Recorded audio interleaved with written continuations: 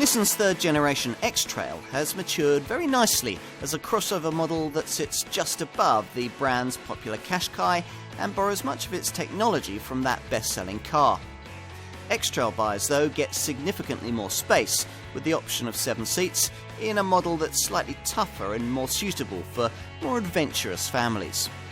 If you like the thought of a crossover but still need something practical and capable, then this Nissan looks worth checking out. The range as a whole provides a choice of 2 or 4-wheel drive configurations, but doesn't offer many options beneath the bonnet.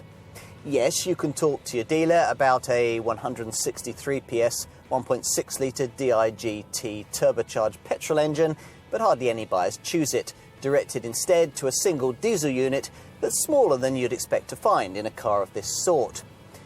What do I mean by that? Well, just look at direct diesel competitors to this car. They all need power plants of at least 2 litres in size, and even then are usually less than thrilling away from the lights. There's cause for concern then in Nissan's decision to fit this car exclusively with a DCI unit of just 1.6 litres, particularly when you learn that it develops a decidedly conservative 130 PS, a full 43 PS less than the 2-litre DCI engine used in this car's direct predecessor.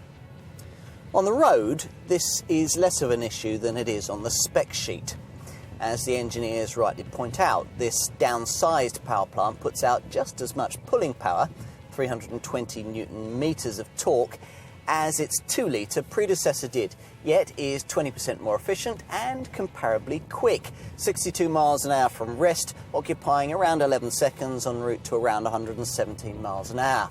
By now, you'll probably have figured out what's going on with this third-generation X-Trail model. In brief, it's trying to blend the sleek and stylish lines of a modern crossover with the robust appeal of a typical SUV. In place of the bluff, squared-off shape of the previous generation version, this Mark III model looks sleeker. Hints of the popular Qashqai and luxurious Murano, mixed with a dipping roofline, deeply sculpted flanks and a rising waistline. Move inside here at the rear and first impressions are good. The rear doors open widely to over 80 degrees for easy access, and at first glance the cabin looks as spacious as the cold statistics promise. Passengers in the centre of the car who don't need to worry about third row folk can kick back and stretch right out. The extra 60 millimetres of length between the wheels that this car enjoys over its Qashqai stablemate enables it to offer class-leading standards of legroom that's further aided by these deeply sculpted front seat backs. And up front, well, back at the turn of the century in the original first-generation version of this car, Nissan's designers went all quirky with centrally mounted dials, a proudly protruding centre stack and weird seat fabrics. Since then, the brand has learned a few lessons about buyers in this segment. They may like to make a little bit of a statement when it comes to exterior styling, but when it comes to the interior, conservative quality tends to be the preferred approach. So that's exactly what's served up in this X-Trail, with most of the design and functionality borrowed from its Qashqai stablemate. The biggest step forward when it comes to cost of ownership has come with the replacement of the previous model's 2-litre 173 PS diesel with this car's smaller, less powerful 1.6-litre 130 PS DCI unit.